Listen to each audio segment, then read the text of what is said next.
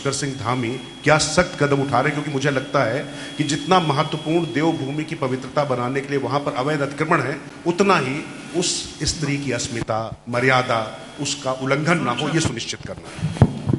देखिए, किसी एक घटना हुई और वो बहुत ही दुर्भाग्यपूर्ण घटना थी और हम सबको बड़ा दुख है कि वो घटना हुई, लेकिन आपको पता ही है कि घटना होने के बाद उस पर कार्रवाई क्या हुई, उसके बाद किस गति से उस पर काम किया गया।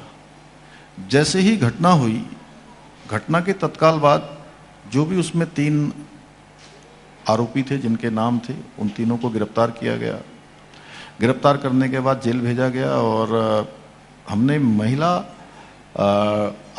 डीआईजी स्तर की महिला के आईपीएस अधिकारी के उनकी लीडरशिप में एक एसआईटी का गठन किया और उन्होंने पूरा काम किया। उसमें लगातार लगभग 6 माह, 7 माह, 8 माह तक लगातार सारे पक्षों से बातचीत की।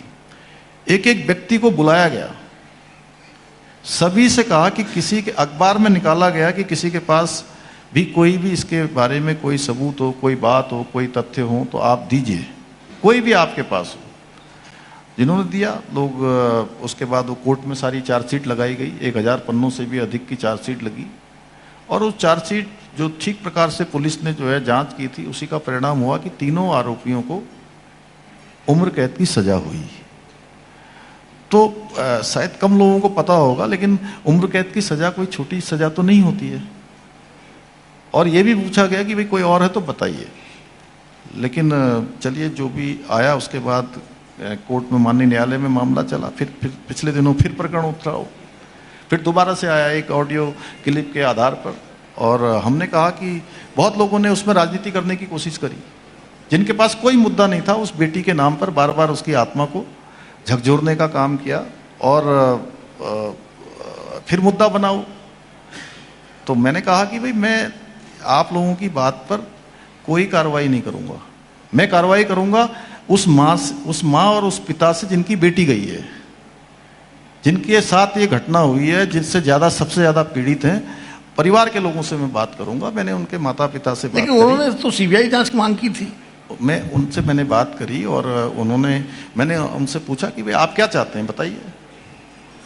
उन्होंने कहा कि हम सीबीआई की जांच चाहते हैं।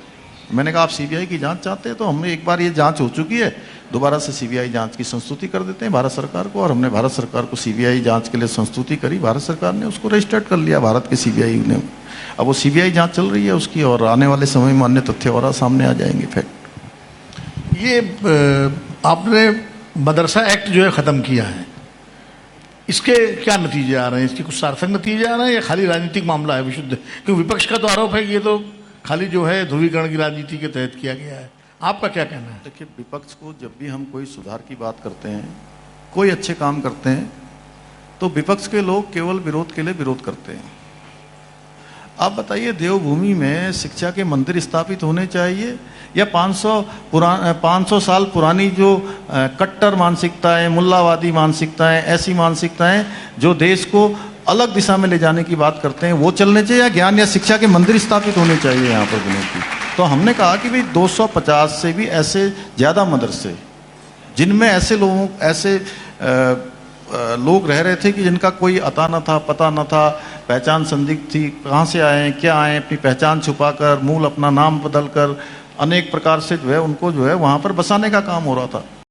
अगर आप ये वीडियो YouTube पर देख रहे हैं तो हमारे चैनल को सब्सक्राइब कर बेल आइकन दबाएं और Facebook पर देख रहे हैं तो हमारे पेज को लाइक करें।